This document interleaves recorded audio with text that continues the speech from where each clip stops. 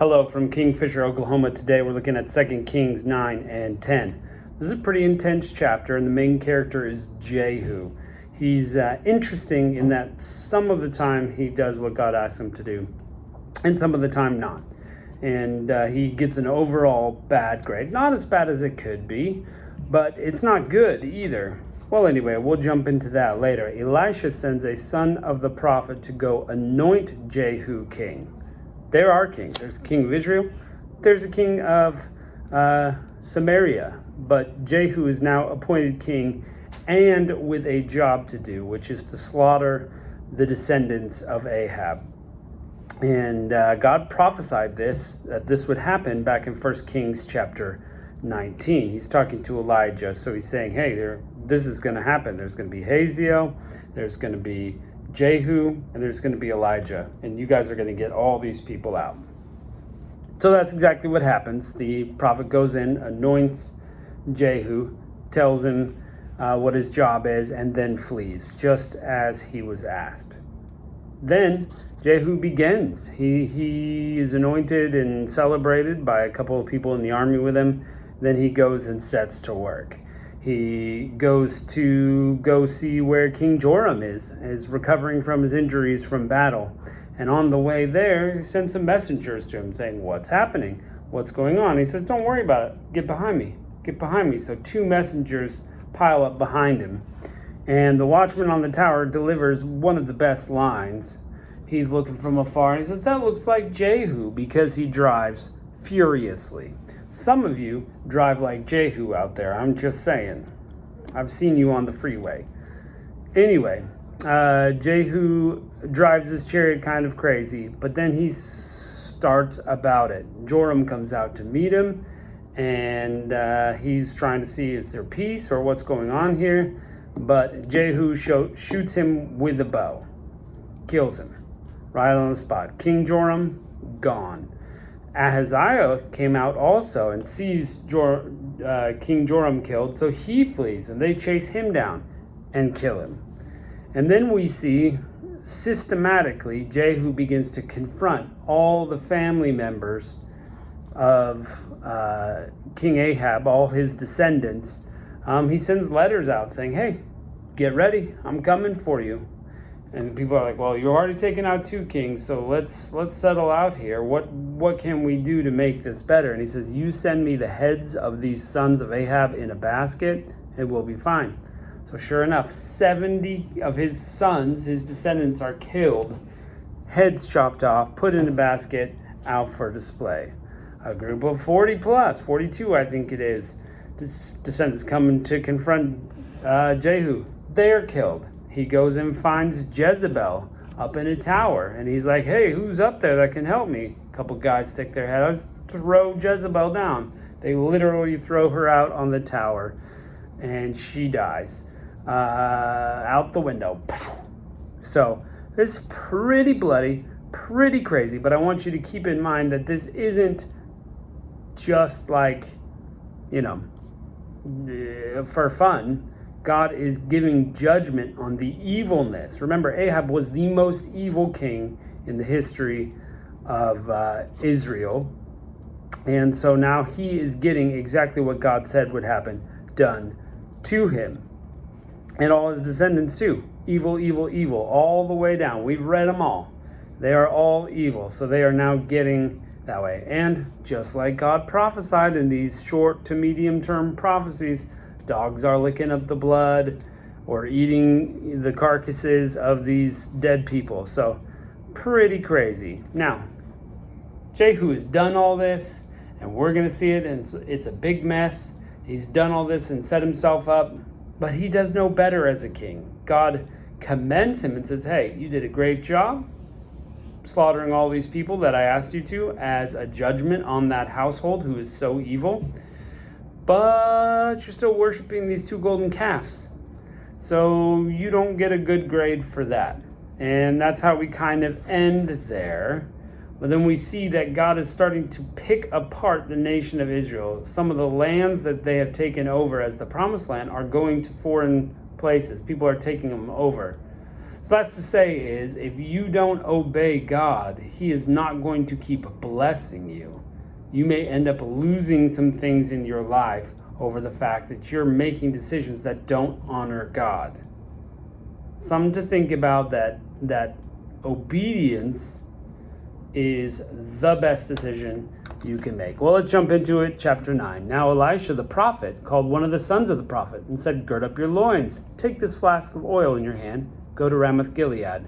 When you arrive, search out Jehu, the son of Jehoshaphat, the son of Nimshi. Go in, bid him arise from among his brothers, and bring him to an inner room. Take the flask of oil, pour it on his head, and said, 'Thus says the Lord, I've anointed you king over Israel.' Then open the door and flee, and do not wait." So the young man, the servant of the prophet, went to Ramoth Gilead. And when he came, behold, the captains of the army were sitting, and he said, "I have a word for you, O captain." Jehu said, "For which one of us?" And he said, "For you, O captain."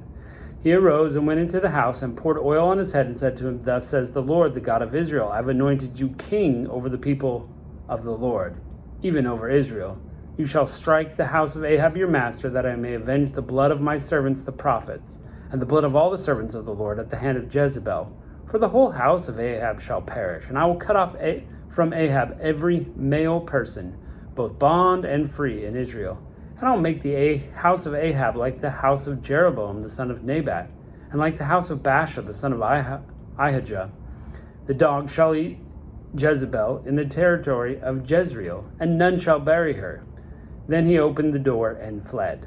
Short-term prophecy. And Jehu came out to the servants of his master and said, "Is all well? Why did that mad fellow come to you?" And he said to them, "You know very well the man, his talk, he's trying to play it cool."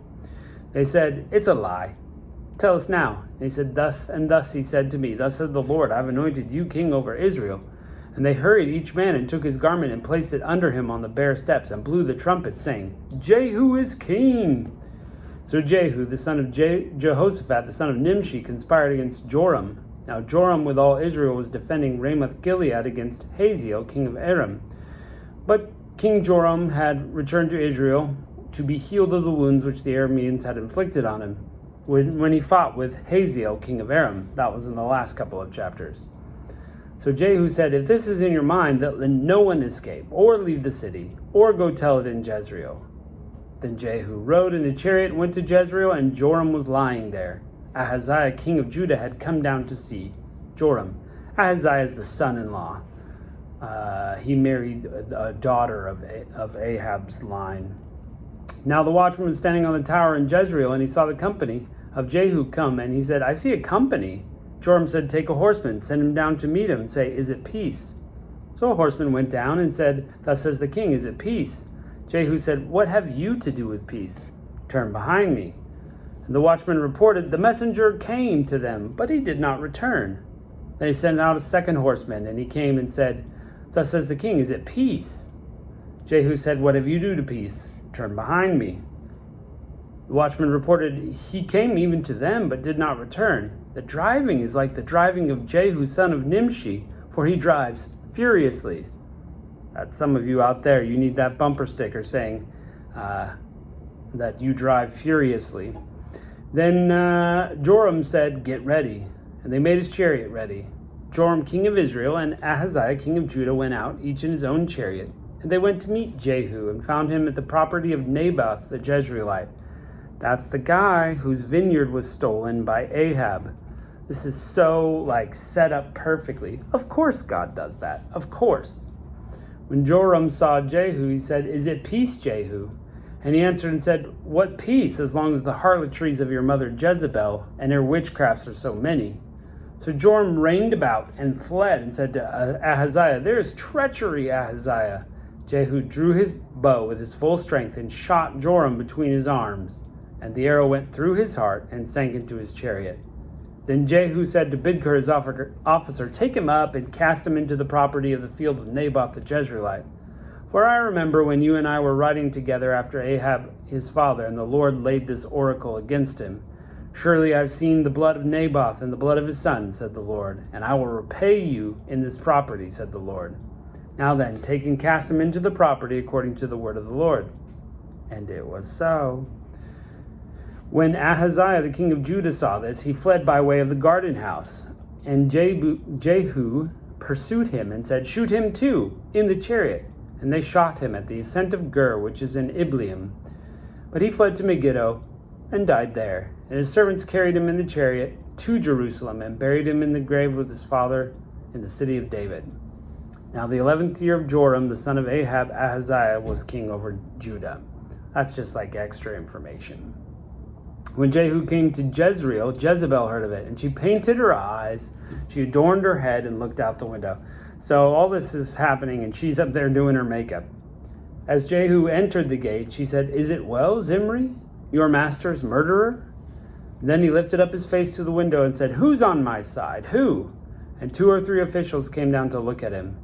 He said, "Throw her down." So they threw her down, and some of the blood was sprinkled on the wall and on the horses, and he trampled her underfoot. And when he came in, he ate and drank and said, "See now to this cursed woman and bury her, for she was a king's daughter."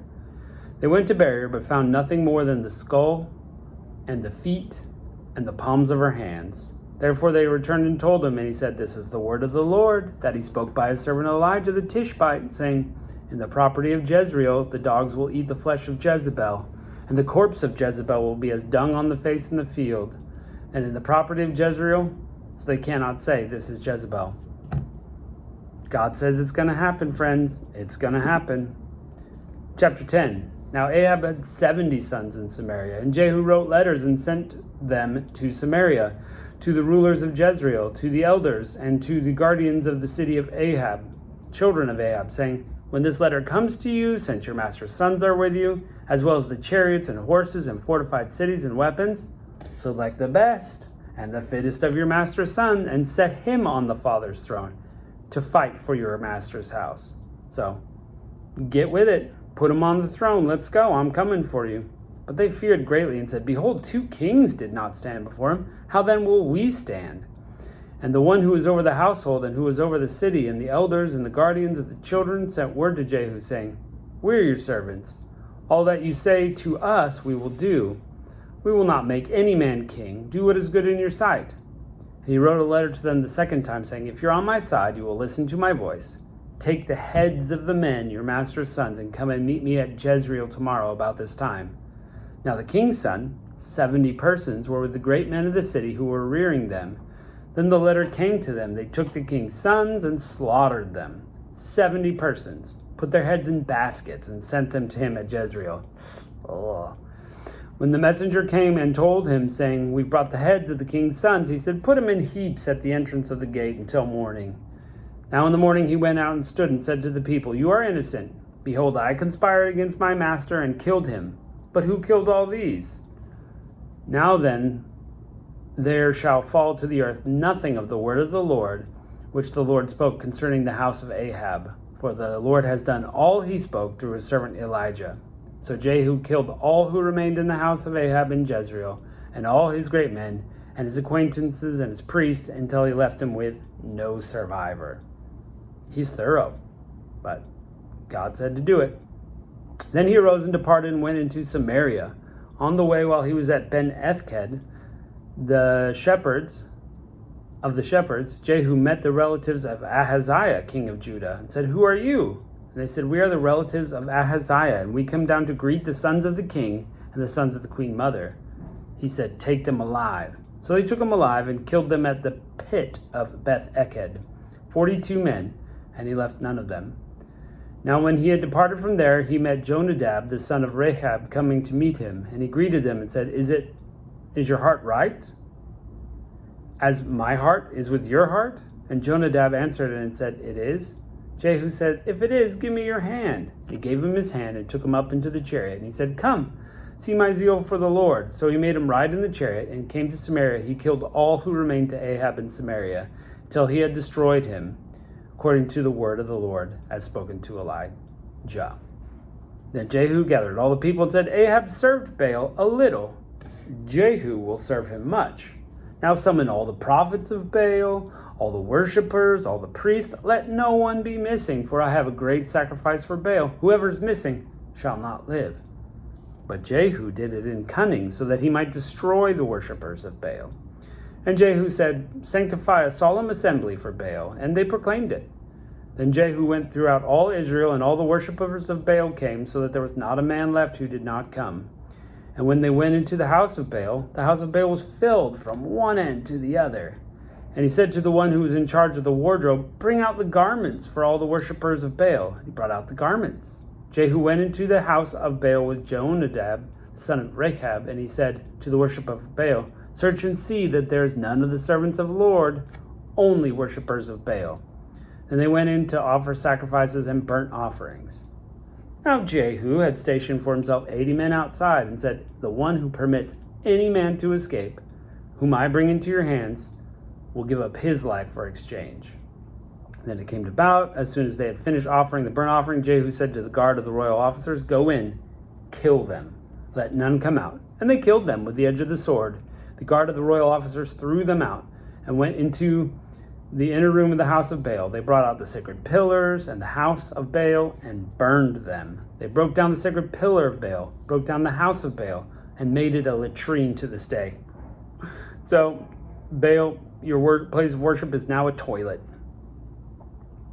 Thus Jehu eradicated Baal out of Israel. However, as for the sons of Jeroboam, the son of Nebat, which made Israel sin, from these Jehu did not depart. Even the golden calves that were at Bethel and were at Dan.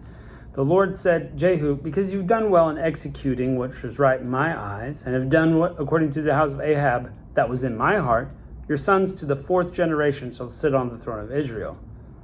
But Jehu was not careful to walk in the law of the Lord, the God of Israel, with all his heart, and he did not depart from the sins of Jeroboam, which made Israel sin, namely worshiping those golden calves instead of going to the temple like they should.